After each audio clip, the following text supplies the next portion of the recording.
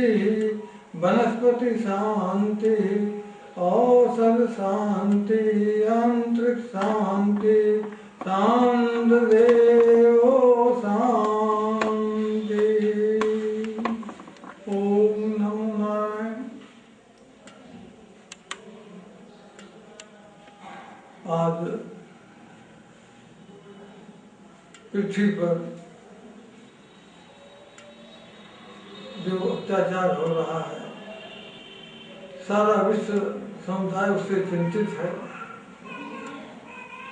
सारे विश्व के अंदर इस बात की लेकर चर्चा हो रही है कि भविष्य कैसा होगा, क्योंकि जलवायु परिवर्तन में दिन रात कभी बाढ़ आ रही है, कभी तूफान आ रहा है, कभी बर्फीली तूफान आ रहा है, कभी भूकंप आ रहा है, कभी अग्नि लग रही। ये सब जलवायु परिवर्तन जो हो रहा है, इसका विशेष तौर से मुख्य कारण जो है वो ये है कि हमने पृथ्वी का जो दोहन करना शुरू किया। वैसे तो औद्योगिक क्रांति जब से शुरू हुई है तब से हो रहा है, लेकिन 20वीं सदी के प्रारंभ में पृथ्वी का जो दोहन हो रहा है वो दोहन इतना क्रूर और नृशंसतापूर्ण हो रहा है कि जिसके द्वारा पृथ्वी का अब भविष्य के अंदर किस रूप में विकराल रूप धारण करेगी, इसका कुछ भी अनुभव करना बड़ा कठिन है। अनुमान तो लग रहा है कि आने वाला भविष्य अगर हम नहीं संभले, अगर पृथ्वी के साथ अगर हमने जलवायु के साथ सहयोग नहीं किया, पर्यावरण के साथ सहयोग नहीं किया, तो इसका भयंकर परिणाम पूरे विश्व को ही नहीं, पूरे मानव समाज को, जिसका अस्तित्व खतरे में पड़ जाए, ऐसा भी संभव है। 20वीं सदी से उद्योग के नाम पर जिस प्रकार से पृथ्वी का दोहन हुआ, मनुष्य भूल जाता है कि अपने केवल धन की लोलुपता के लिए, अपने विकास के नाम पर, अपने यश पूर्ति के नाम पर जो कुछ वो कर रहा है वो बिल्कुल ही एक नृशंस कार्य कर रहा है, जघन्य अपराध कर रहा है। उसको अपने जीवन के अंदर इस बात पर झांक कर देखना होगा कि अगर भविष्य हमारा सुधरे तो उसके लिए हमें अपना अभी से ही प्रयास करना होगा। जो कुछ बीत गई सो बीत गई और आगे की सुधरे, इस पर विचार करना होगा। माँ वसुंधरा को हमने माँ कहा है। वसुंधरा जो है वो हमारी माता है। जब हमारा अंतिम सांस निकलता है तो हमारे भारत की तो ये परंपरा रही है कि उसको अंत में अगर सांस जब निकलता है, प्राण जब निकलते हैं, तो वो पृथ्वी पर लिटा दिया जाता है। इतना हमें वसुंधरा से, इतना हमें अपनी माँ से प्यार है। और आज अपने देश का नाम भी भारत माता है। लेकिन भूलना नहीं, अगर किसी समय हमने इसी तरह से दोहन करते रहे और ये बिना सोचे समझे, ये भूलिए नहीं कि पृथ्वी का दोहन नहीं कर रहे हैं, हम अपना दोहन कर रहे हैं। हम पृथ्वी को हरी लकड़ियां नहीं काट रहे हैं, हम अपनी हड्डियों को काट रहे हैं। हम पृथ्वी के जल को दूषित नहीं कर रहे हैं, अपने खून को दूषित कर रहे हैं। हम वायु को दूषित नहीं कर रहे हैं, हम अपनी प्राण शक्ति को दूषित कर रहे हैं। और इस सब चीजों पर विचार करते हुए आज के युग में माँ वसुंधरा की रक्षा, पूरे समाज की रक्षा, पूरे विश्व की रक्षा इसी पर है कि हम प्रकृति के साथ सामंजस्य करें, प्रकृति का सहयोग करें, प्रकृति के साथ कोई खिलवाड़ न करें। और हमारे शास्त्रों में अथर्ववेद में लिखा है कि पृथ्वी का जितना हिस्सा खोदो उतना भर दो। पृथ्वी के अंदर अगर आपने एक वृक्ष लगाया है तो आप ये अथर्ववेद का ये वाक्य है कि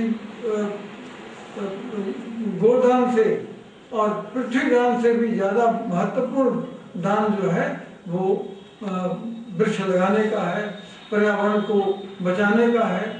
ये उससे दुगना पुण्य उसका मिलता है। इसी प्रकार आज आप देख रहे हैं जगह जगह मर्यादाएं टूट गई हैं, विलासता का बोलबाला हो रहा है। और उस विलासता के चक्कर में, उस धन के चक्कर में, उस लोलुपता के चक्कर में, उद्योग को बढ़ाने के चक्कर में पर्यावरण जो है वो बिल्कुल हम भूल चुके हैं।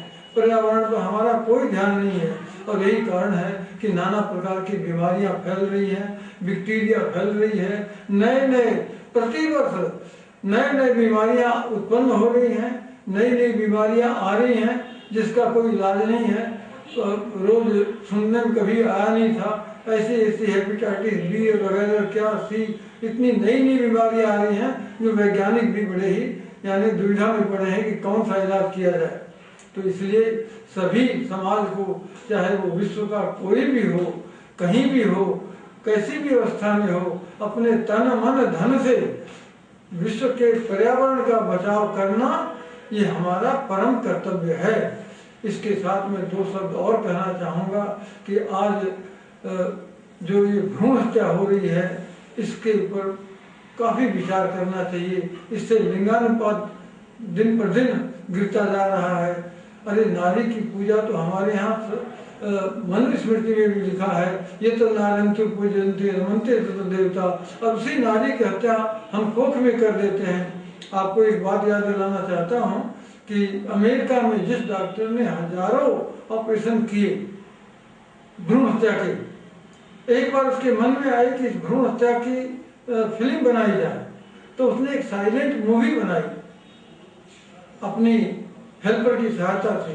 और जब उसने उस मूवी को देखा तो वो इतना दुखी हुआ, इतना परटर्ब हुआ, इतना परेशान हुआ कि उसने अपनी क्लिनिक बंद करके सदा सदा के लिए वो इस काम से छुटकारा लेके चला गया। क्योंकि उसके अंदर उसने देखा कि जब हम औजार उठाते हैं तो उस कोख के अंदर पलने वाला बच्चा जो 4 हफ्ते का 6 हफ्ते का है, उसको पहले ही पता लग जाता है कि ये मुझे मारेंगे। तो ऐसी स्थिति में ये पाराशर जी ने लिखा है, भगवान पाराशर ने, कि ब्रह्म हत्या से भी दुगना पाप भ्रूण हत्या का लगता है। तो आप सबसे निवेदन है, पूरे देशवासियों से ही नहीं, पूरे विश्व के समुदाय से, कि ऐसी जघन्य हत्या हम न करें और साथ में पर्यावरण का बचाव करें। और इससे क्या है कि आने वाला भविष्य, हमारी संतान हमें कभी ऐसा न कहे कि हमारे बुजुर्गों ने क्या किया कि सारी संतान अपंग हो या बचे ही नहीं, मानवता का अस्तित्व, मानवीय मूल्य जो है वही खत्म हो जाए। इसलिए इसको ध्यान में रखकर हमें पर्यावरण का बहुत ही विचार करना चाहिए।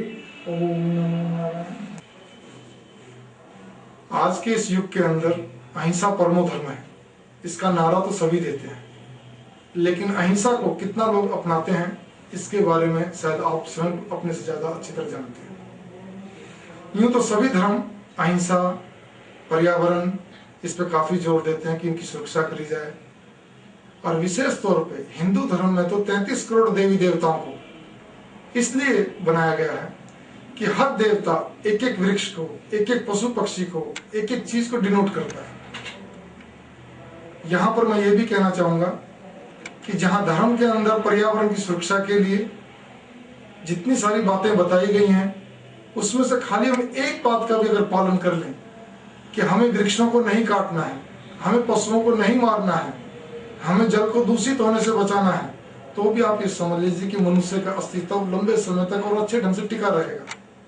प्रस्तुत वीडियो के अंदर मानवतावादी, उदारवादी जितनी भी संस्थाएं हैं, जैसे PETA, the human size, the एक क्लीन अपील, इसी प्रकार से क्या कहते हैं CAF.org, इसी प्रकार से आपका भारत की क्या कहते हैं संस्था है जिसका नाम है stop cruelty against animal, Shrimati Maneka Gandhi की बहुत बड़ी संस्था है। इन सब चीजों को लेकर इन्होंने इसके अंदर समावेश करा है, इसके बारे में वीडियोग्राफी करी है, पब्लिक को सजग करने के लिए इन्होंने एक से काम अच्छे से अच्छे करे हैं, जिसको मैं आपके समक्ष इन वीडियो के द्वारा रख रहा हूँ केवल अवेयरनेस के लिए। ये संस्था गणपतराय लोहारी वाला चैरिटी ट्रस्ट की तरफ से ये आपके सामने पेश करी जा रही है। इस वीडियो के अंदर जानवरों के प्रति क्रूरल्टी, इसी प्रकार से आप क्या कहते हैं वृद्धों की, असहायों की सहायता करना, भूखमरी, अन्न का एक एक दाना कीमती है, इसके लिए क्या कहते हैं हमें बच्चों से लेकर सबों को ध्यान देना चाहिए। हमें कहते हैं जल, वायु, पृथ्वी, अग्नि आपका ग्लोबल वार्मिंग, इसी के साथ साथ आपका हर तरह के अर्थ एनवायरनमेंट्स को लेकर हमें बचाने का सशक्त प्रयास करना चाहिए। खाली एक पॉलिथीन के पीछे पड़े रहना, खाली एक चीज के पीछे पड़े रहना, उससे कोई अर्थ एनवायरनमेंट दूर नहीं होगा। अर्थ एनवायरनमेंट के लिए हमें सब चीजों को एक साथ लेके चलना है। सबसे पहले हमारे मन के अंदर ये बातें जमानी पड़ेंगी, वो भी स्मॉल बच्चों से लेकर, कि हमें जानवरों के प्रति दया रखनी है, उनसे बनी हुई कोई भी चीजें नहीं खरीदनी है। दूसरी, हमें पानी को बचा के चलना है, गंदे पानी को और ज्यादा कहते हैं खराब न करते, बल्कि उसको साफ रखने का प्रयत्न या उस जगह को साफ रखने का प्रयत्न करना है।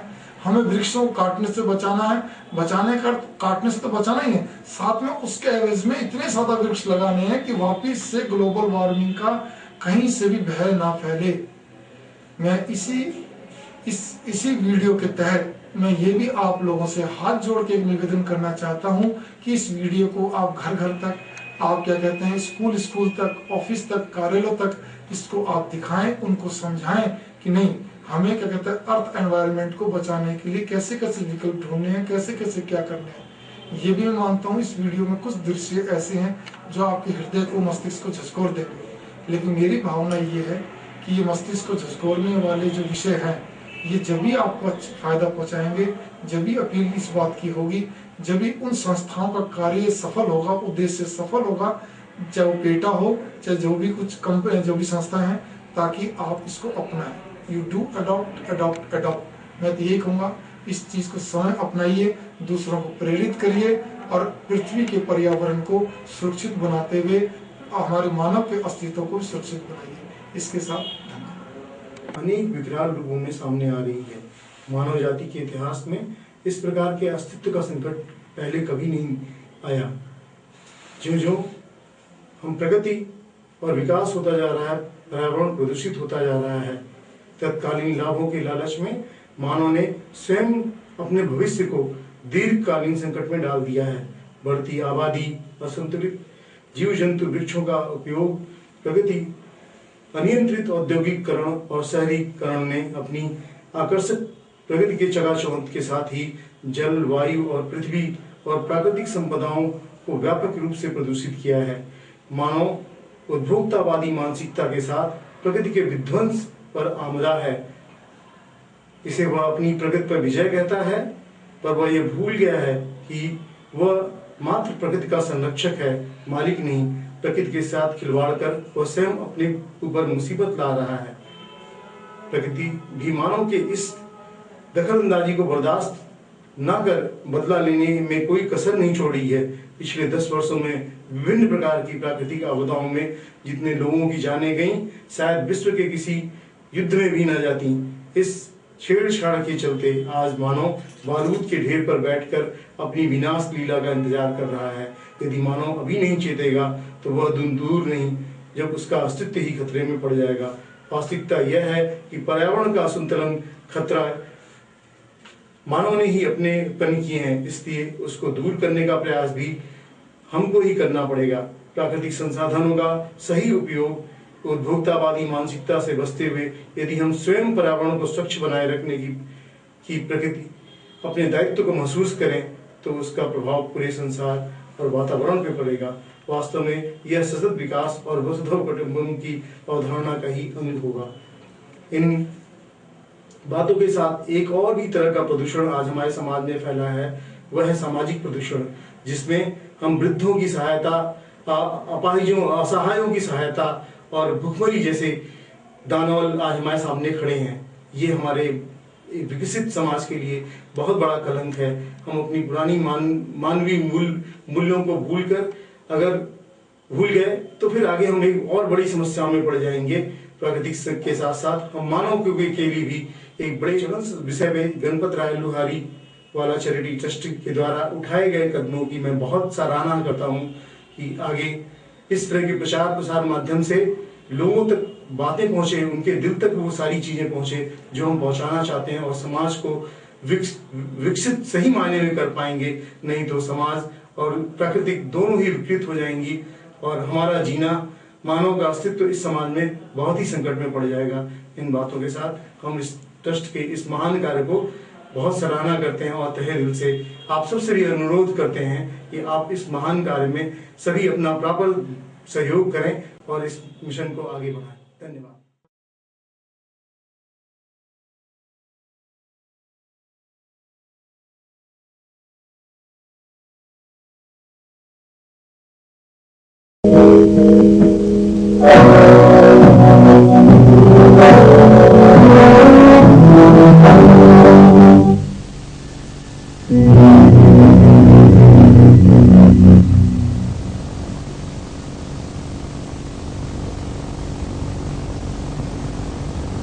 मेरा नाम डॉक्टर बर्नार्ड एन नथानसन है। एक स्त्री रोग और प्रसूति विशेषज्ञ होने के नाते मुझे विश्वास है कि गर्भपात संबंधी विषयों का मुझे अच्छा अनुभव है। 1949 में जब मैं डॉक्टरी का छात्र था, उस समय गर्भ विज्ञान नहीं था। हमें पढ़ाया गया था कि गर्भस्थ बच्चा गर्भाशय की ही एक वस्तु है, लेकिन यह केवल मानने की ही बात थी कि वह मानवीय जीव है या नहीं, और उसका अपना अलग अस्तित्व है या नहीं। लेकिन 1970 के बाद इससे संबंधित सारी धारणाएं बदल गईं। उस समय गर्भ विज्ञान जोर शोर के साथ चिकित्सा जगत में उभर कर आया। इस विज्ञान का विस्फोट अल्ट्रासाउंड अर्थात ध्वनि तरंगों द्वारा चित्रण उपकरण से गर्भस्थ के दिल की जांच, सीटोलॉजी, हिस्टेरोस्कोपी, रेडियो इम्यूनोकेमिस्ट्री आदि कई यंत्रों के आविष्कारों के कारण हुआ, जो आज गर्भ विज्ञान के मुख्य अंग बन चुके हैं। 1976 से अल्ट्रासाउंड द्वारा गर्भस्थ बच्चे की तत्कालीन गतिविधियों का चित्रण डॉक्टरी उपकरण के रूप में उपलब्ध है। अल्ट्रासाउंड कक्ष में एक बड़ी परीक्षण मेज और एक ध्वनि तरंग चित्रण यंत्र तथा एक विशालकाय मशीन होती है। अब एक गर्भवती महिला मेज पर परीक्षण के लिए तैयार है। उसका पेट ढका हुआ है। इस यंत्र का सिरा गर्भाशय के ऊपर रखा है। इस यंत्र के मूल रूप में क्रिस्टल होता है, जो उच्च गति की ध्वनि तरंगों को प्रेषित करता है, और एक ट्रांसड्यूसर जो इन तरंगों की प्रतिध्वनि एकत्र करता है। ये प्रतिध्वनियां कंप्यूटर के द्वारा एकत्र की जाती हैं, जो सजीव अजन्मे बच्चे की पहचानी जाने वाली फोटो के रूप में परिवर्तित हो जाती है। ये बच्चे का चित्र या तो रेखीय चित्रण द्वारा दिखाई देता है, जो कि अग्रिम गर्भ के लिए उपयोगी होता है, अथवा क्षेत्रीय चित्रण, जो अल्प समय के गर्भ के मामले में ज्यादा उपयुक्त हो सकता है, जैसा कि इस मामले में है। इस फोटो द्वारा जो प्रतिध्वनि से बनती है, हम दिल के वाल्व के खुलने और बंद होने तक की क्रिया को बारीकी से देख सकते हैं। पहली बार माता और पिता अपने अजन्मे बच्चे को इन अद्भुत तकनीकों, उपकरणों और मशीनों द्वारा देख पा रहे हैं। ये तकनीकें और उपकरण निसंदेह सिद्ध करते हैं कि ये अजन्मा बच्चा हमारी तरह ही एक जीवित मानव है और मानव समुदाय का ही एक सदस्य है। किसी भी तरह ये हमसे अलग नहीं है। हर दृष्टिकोण से वो बिल्कुल हमारी ही तरह है। अब पहली बार हमारे पास इस तरह की तकनीक उपलब्ध है, जिसके द्वारा प्रभावित प्राणी के दृष्टिकोण से गर्भपात को देखा जा सकता है। हम पहली बार देख सकेंगे कि किस तरह गर्भपात करने वाला डॉक्टर लोहे के इन बेरहम औजारों से अजन्मे बच्चे को छिन्न भिन्न करते हैं, कुचलते हैं और उसे नष्ट करते हैं।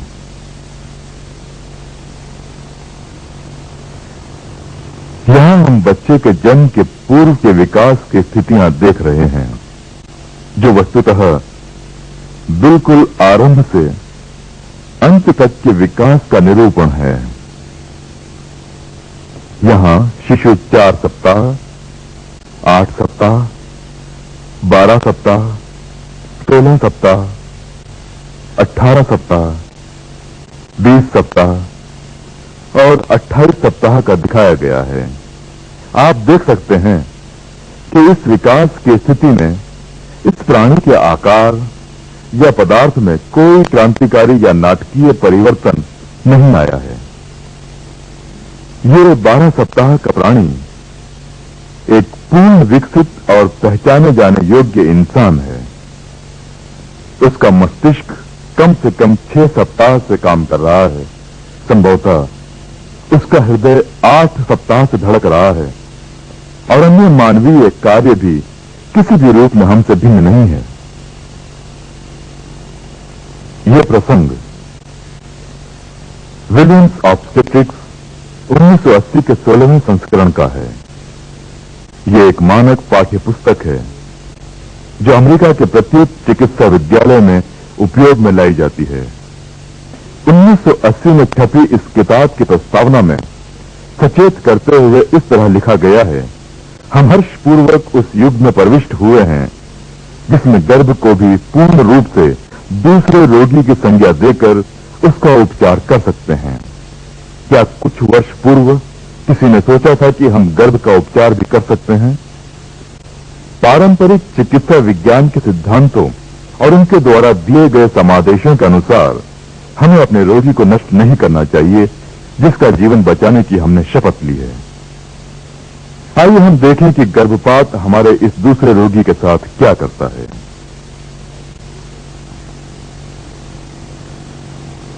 अब हम देख रहे हैं कि एक 12 सप्ताह का अजन्मा बच्चा गर्भाशय में है और गर्भाशय बच्चे को मांसपेशियों में लपेटे हुए है। गर्भपातकर्ता अपनी प्रक्रिया आरंभ करता है। वो पहले स्पेकुलम नामक उपकरण जो महिला के योनि द्वार पर रखेगा और फिर उपकरण को इस प्रकार खोलेगा कि गर्भाशय का द्वार दिखाई दे। ये गर्भाशय है। गर्भाशय द्वार के दिखाई देने के बाद गर्भपातकर्ता टेनाकुलम नामक उपकरण लेगा और उसे स्पेकुलम के द्वारा गर्भाशय के द्वार पर इस तरह सुरक्षात्मक ढंग से कसेगा जिससे टेनाकुलम का शिकंजा गर्भाशय के द्वार पर मजबूत हो जाए। अगला उपकरण जो इस स्थान पर लाया गया है उसे ध्वनि यंत्र कहते हैं। उसके बाद ये उपकरण गर्भाशय में लगाया जाता है और तत्पश्चात उसे हटाया जाता है जिससे कि गर्भपातकर्ता को यह सुनिश्चित हो जाता है कि गर्भाशय वास्तव में कितना गहरा और बड़ा है। उसके बाद चौड़ा करने वाले यंत्र का सेट और ये लोहे के घुमावदार उपकरण गर्भाशय के द्वार को इस तरह प्रभावशाली ढंग से खोलने के लिए उपयोग में लाए जाते हैं जिससे कि गर्भपातकर्ता द्वारा उपकरण को सही जगह बैठाया जा सके। अब गर्भपातकर्ता सबसे पहले सबसे पतले उपकरण को गर्भाशय के द्वार में डालकर द्वार को खोलता है। फिर उसी उपकरण को थोड़ा सा नीचे की ओर घुमाकर उसे निचले सिरे पर लाया जाता है और खोलने वाले उपकरण को क्रमशः विभिन्न खुले रास्तों से गुजरकर बड़े सिरे तक ले जाया जाता है। फिर वह नामक उपकरण लेता है जिसको खींचने वाला उपकरण कहा जाता है, जिसे उपयोग से पूर्व स्ट्राइल पात्र में लाकर जोड़ा जाता है। फिर उसे खुले गर्भाशय के द्वार के द्वारा गर्भाशय तक पहुंचाने के लिए अंदर डाला जाएगा और फिर बच्चे के चारों ओर स्थित थैली को छेदा जाएगा जिससे एमनियोटिक नामक तरल पदार्थ बाहर निकल जाएगा। अब ये उपकरण बच्चे के सीधे संपर्क में आएगा जिसके सिरे पर लगभग 55 या 60 मिलीमीटर पारे के दबाव का उपयोग किया जाता है जो कि एक लंबी सी सक्शन टिप से दूसरी ओर गर्भपात उपकरण से जुड़ता है। फिर सक्शन टिप की नली शरीर के टुकड़े टुकड़े करना आरंभ करती है। ये टुकड़े एक एक करके अलग किए जाते हैं और उपकरण उन्हें अंदर खींचता जाता है। ये क्रिया तब तक चलती रहती है जब तक कि शिशु के शरीर के कुछ चिथड़े और सिर शेष रह जाएं। इस उपकरण द्वारा बच्चे का सिर समूचा बाहर नहीं निकल सकेगा, क्योंकि वह नली से काफी बड़े आकार का होगा। इस यंत्र, जिसे मजबूत चिमटी कहा जाता है, को खुले हुए गर्भाशय के द्वार से गर्भाशय में डाले जाने को अनिवार्य बना देता है। अब गर्भपातकर्ता गर्भाशय के अंदर तैरते हुए सिर को इस चिमटी जैसे उपकरण के छल्लों से पकड़ने की कोशिश करता है। इसके बाद सिर को छोटे छोटे टुकड़ों में तोड़ करके उसके तत्वों को बाहर निकाला जाता है और अंत में हड्डियों को। इस तरह गर्भपात की प्रक्रिया समाप्त हो जाती है। हमने देख लिया है कि 12 सप्ताह का बच्चा अल्ट्रासाउंड के पर्दे पर कैसा दिखता है। हमने मशीनों को देखा और साथ ही देखा कि 12 सप्ताह के बच्चे का गर्भपात किस विधि से किया जाता है। अब हम पहली बार एक फिल्म देखने जा रहे हैं जो तत्काल अल्ट्रासाउंड चित्रण से बनाई गई है और जिसमें एक जीते जागते 12 सप्ताह के बच्चे का गर्भपात किया गया है। यह ध्यान रखें कि यह कोई अग्रिम स्थिति के गर्भपात की अनोखी घटना नहीं है। ये गर्भपात उन 4000 गर्भपातों में से एक है जो प्रतिदिन अमेरिका में किए जाते हैं। इस फिल्म को सन 1984 में एक गर्भपात क्लिनिक में तैयार किया गया है। जिसने ये गर्भपात किया तो एक जवान डॉक्टर था जो 2 अलग अलग गर्भपात क्लिनिकों में काम कर रहा था।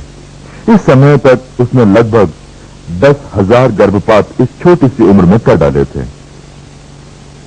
जब उसे इस फिल्म के संपादन को देखने को कहा गया तो वो अपने किए पर इतना स्तब्ध हो गया कि कुछ क्षण के लिए कमरे से बाहर निकल गया। कुछ देर बाद वापस आया और फिल्म का संपादन पूरा किया, परंतु फिर उसने कभी गर्भपात नहीं किया। वो मौजूद थी जिसने तत्काल अल्ट्रासाउंड कैमरे से फोटो ली, स्त्रियों की पक्षधर थी और गर्भपात की प्रबल समर्थक थी। किंतु संपादन के दौरान जो कुछ उसने देखा उससे वो इतनी दुखी हुई कि उसने फिर कभी गर्भपात की बात नहीं की। अब हम वास्तविक फिल्म की ओर चलते हैं। अभी आप 12 सप्ताह के एक अजन्मे बच्चे का अल्ट्रासाउंड चित्र देख रहे हैं। बच्चा अब इस स्थिति में है। आप अभी यहां उसका सिर देख रहे हैं। बच्चे का शरीर यहां पर है और इस चित्र में बच्चे का हाथ मुंह में जा रहा है। अगर आप ध्यान से देखें तो आप स्पष्ट रूप से बच्चे की आंख और उसके पास की गोलाकार को यहां उसकी नाक, मुंह और यहां तक कि दिमाग की नसों को भी यहां देख सकते हैं। ये दिमाग में तरल पदार्थ से भरी हुई जगह है। हम यहां बच्चे के शरीर के आगे की पसलियों को पीछे की रीढ़ की हड्डियों समेत देख सकते हैं। यहां मांसपेशियों का दानेदार भाग जो क्षेत्र के ऊपर है प्लेसेंटा यानी रेर जैसा लगता है, जो बच्चे के जन्म के साथ साथ बाहर निकलता है। अब हम यहां नीचे देख सकते हैं बच्चे की जंघा और बच्चे के शरीर के नीचे के हिस्सों को इस तरह शरीर से बाहर आते हुए। आइए अब हम क्रिया की तरफ चलते हैं। अब हम यहां बच्चे की छाती में उसके दिल को धड़कते देख रहे हैं। दिल 140 प्रति मिनट की गति से धड़क रहा है और हम बच्चे को गर्भाशय में तैरते हुए देख सकते हैं। हम उसे समय समय पर अपनी अवस्था बदलते हुए देख सकते हैं। बच्चा अभी भी इस दिशा में स्थित है और बच्चे के मुंह में उसका अंगूठा है, मानो बच्चा अपने सुरक्षित स्थान में आराम से हिल-डुल रहा है। अब हम जिस छाया को पर्दे के नीचे की ओर देख रहे हैं वो खींचने वाली सक्शन टिप है। हमने सक्शन टिप को जान करके इस तरह रंग दिया है कि वह स्पष्ट रूप से दिखाई दे। गर्भपातकर्ता ने गर्भाशय के द्वार को फैला दिया है।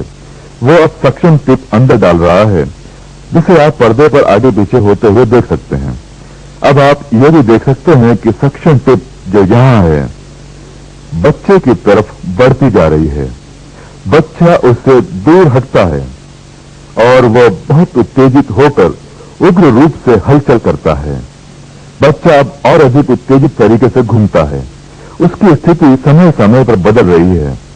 वो अब पुनः पीछे हट रहा है, जबकि सक्शन टिप ने बच्चे को अभी तक छुआ तक नहीं है।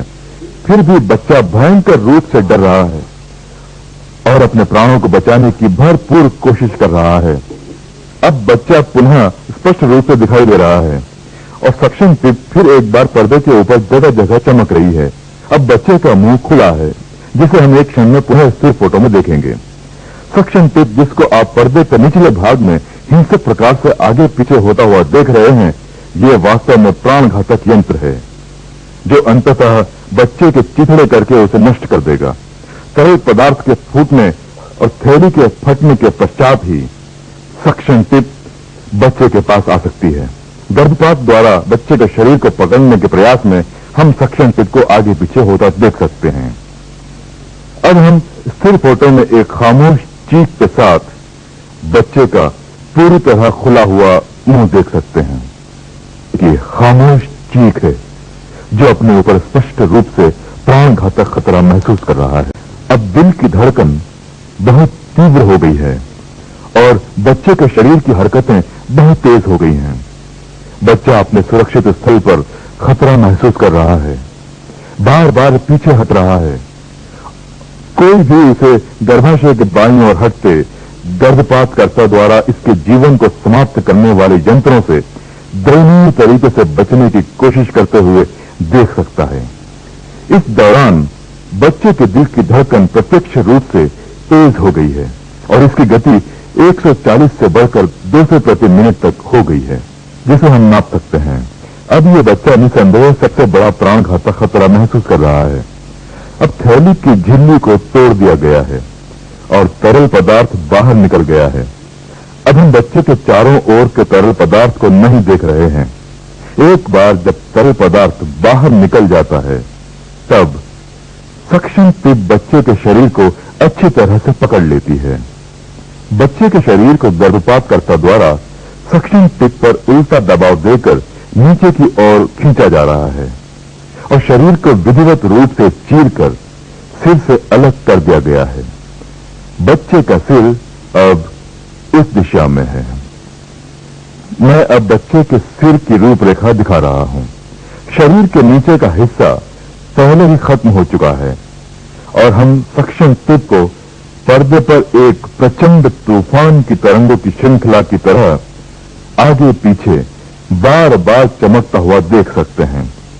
क्योंकि सक्शन टिप अब बच्चे को जकड़े हुए है, इसलिए वह बच्चे को आगे पीछे धकेल रही है। इस तरह गर्भपातकर्ता बच्चे पर अपना खिंचाव डाल रहा है, परंतु बच्चे का सिर अब भी इस स्थान पर स्पष्ट है, पर अब शरीर वहां नहीं दिखाई देता। वह सिर से फाड़कर अलग कर दिया गया है। अब जो कुछ हम इस समय देख रहे हैं वह सिर का मिडलाइन एको है और स्पिक्यूल या हड्डियों के टुकड़े हैं। ये 12 सप्ताह के बच्चे का सिर है जिसे मैं यहां दिखा रहा हूं। समूचा गर्भाशय से बाहर निकालने के लिए बहुत बड़ा है। अब सिर को पकड़ने के लिए गर्भपातकर्ता को इस यंत्र का उपयोग करना पड़ेगा, जिसे मजबूत चिमटी कहते हैं। गर्भपातकर्ता इस यंत्र से सिर को इस तरह पकड़कर उसको कुचलेगा और उसके टुकड़े टुकड़े करके गर्भाशय से बाहर निकालेगा। गर्भपात करने वाले और बेहोश करने वाले डॉक्टरों के बीच एक गुप्त भाषा होती है। अपने आप को इस घृणित काम से छुपाने के लिए गर्भपातकर्ता और बेहोशकर्ता सिर को, जिसे वह अब निकालना चाहते हैं, नंबर 1 कहकर बुलाते हैं। बेहोशकर्ता गर्भपातकर्ता से पूछता है कि क्या नंबर 1 बाहर आ गया है? क्या हमारा काम खत्म हो गया? अब हम यंत्र के हाथों अर्थात ब्लेडों को चित्र में कभी कभी चमकते हुए देख रहे हैं। सिर गर्भाशय में इधर उधर तैर रहा है। यहां इस यंत्र के हाथ अर्थात ब्लेड सिर के नजदीक आ रहे हैं और सिर को इस मजबूत चिमटी ने जकड़ लिया है। अब सिर को नीचे गर्भाशय के द्वार की ओर खींचा जा रहा है। अब हम जो सब देख रहे हैं वो केवल मांस के चिथड़े, हड्डी के टूटे हुए कुछ टुकड़े और तंतुओं के कुछ टुकड़े हैं जो निकाले जा रहे हैं। यह इस बात का प्रमाण है कि तभी यहां एक छोटा सा जीवित निसहाय मानव था।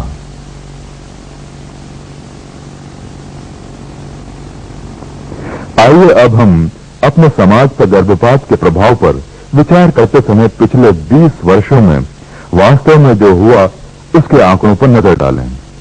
हमारे पास विश्वसनीय आंकड़े हैं जो साबित करते हैं कि सन 1963 में कुख्यात रोजी वाई के फैसले, जिसके अंतर्गत गर्भपात को कानूनी स्वीकृति मिली, कि बहुत पहले अमेरिका में गैर कानूनी गर्भपातों की संख्या लगभग 1 लाख थी और कानूनी गर्भपातों की बहुत कम। सन 1973 में रोजी वाई के फैसले के इस देश में लागू होने के पहले साल में 7,50,000 गर्भपात हुए। सन 1983 में, जिस साल के पूरे आंकड़े हमारे पास हैं, गर्भपात की संख्या 15 लाख थी। आइए अब गर्भपात को एक उद्योग के रूप में देखें। पिछले वर्ष इस देश में 15 लाख गर्भपात किए गए और औसतन एक गर्भपात की कीमत 10,000 से 12,000 रुपए है। इसने प्रत्येक वर्ष में 1750 से 2100 करोड़ रुपए का उद्योग उत्पन्न किया है, जो इसे दुनिया के 500 सबसे बड़े उद्योगों में स्थान दिलाता है। इस राशि का 90% भाग इन चिकित्सकों का व शेष भाग उन उद्योगपतियों जिनके क्लिनिक हैं के जेबों में जा रहा है। हाल ही में हमने इन क्लिनिकों की जांच की है। ये क्लिनिक देश में फास्ट फूड जलपान गृह की तरह अधिकृत किए जा रहे हैं। हम जानते हैं कि कैलिफोर्निया में और दक्षिण पश्चिम, यहां तक कि दक्षिण पूर्व अमेरिका में ऐसी अनेक श्रृंखलाएं हैं। इस बात का भी प्रमाण है कि अब ये क्लिनिक अमेरिका के अपराधी गुटों के हाथों में पड़ते जा रहे हैं और गर्भपात से प्राप्त पैसा न केवल गर्भपात के शिकार मासूम लोगों के खून से रंगा हुआ है, बल्कि अमेरिका के अपराधी गुटों के गंदे हाथों में भी है। गर्भपात के बारे में चर्चा करते हुए हमें यह भी समझना चाहिए कि इसका शिकार न केवल अजन्म बच्चा है, बल्कि अजन्म बच्चों की तरह औरतें स्वयं इसका शिकार हैं। औरतों को अजन्म बच्चे के सही स्वरूप के बारे में नहीं बताया जाता। गर्भपात वास्तव में क्या है, इस तथ्य से उन्हें अवगत नहीं कराया जाता है। औरतें बढ़ती हुई संख्या में, सैकड़ों, हजारों में, यहां तक कि लाखों में अपने गर्भाशयों को छेदित, रोगी और नष्ट करवा चुकी हैं। औरतें बांझ व बदिया कर दी जाती हैं, सिर्फ उसे ऑपरेशन के फलस्वरूप, जिसके विषय में सही ज्ञान नहीं होता। यह फिल्म व अन्य आने वाली फिल्में किसी भी औरत की जानकारी के लिए दिखाई जानी अनिवार्य होनी चाहिए, इससे पहले कि वह अपने आप को इस क्रिया को सौंपने की स्वीकृति दे। मैं national abortion rights action league को दोषी ठहराता हूं। मैं माता पिता को दोषी मानता हूं तथा इसके सभी सह षड्यंत्रकारियों को भी दोषी मानता हूं जो इस गर्भपात के उद्योग में शामिल हैं। वो षड्यंत्र के लिए जिसके अंतर्गत महिलाओं को गर्भपात के सही स्वरूप के बारे में अंधकार में रखा जाता है। मैं गर्भपात के उन सभी समर्थकों को चुनौती देता हूं कि इस तत्कालीन वीडियो टेप को या इसके समान कोई और टेप को उन सभी औरतों को गर्भपात के लिए अपनी सहमति देने से पहले दिखाएं। अब मैं सोचता हूं कि मैं गर्भपात के विषय में कुछ जानता हूं। मैं सन 1969 में एक एमिरल नामक संस्था के संस्थापकों में से एक था, जो अब national abortion rights action league के नाम से जानी जाती है, तथा 2 वर्षों के लिए मैं पश्चिमी दुनिया के सबसे बड़े गर्भपात क्लिनिक का निर्देशक भी था। उस समय से हमारे पास एक विज्ञान है जिसे गर्भ विज्ञान के रूप में जाना जाता है, जो हमें मानव गर्भ के अध्ययन का अवसर देता है। इन सब अध्ययनों का यह निष्कर्ष निकलता है कि अजन्मा बच्चा बिना किसी अपवाद के एक मानव है, जो हम सबसे अभिन्न है और हमारे समाज का एक अभिन्न अंग है। अब तक जीवित मानव की हत्या करने से तो सामाजिक समस्या हल नहीं हो जाती। मैं विश्वास करता हूं कि इस गर्भपात रूपी हिंसा का सहारा लेना समाज का घोर नैतिक पतन है। मैं इस बात पर विश्वास नहीं करता कि अमेरिकी लोग, जिन्होंने चंद्रमा पर आदमी भेज दिया, इस हिंसा के अतिरिक्त कोई और बेहतर समाधान नहीं ढूंढ सकते। मैं सोचता हूं अब हम सबको यहां अपने आप को एक अथक प्रयास करने के लिए समर्पित करना चाहिए, ऐसे बेहतर समाधान के लिए जिसमें प्यार, करुणा और मानव जीवन की प्राथमिकता का समान मिश्रण हो। अंत में मुझे यही कहना है कि मानवता के नाते इस हत्या को यहां और अभी रोको।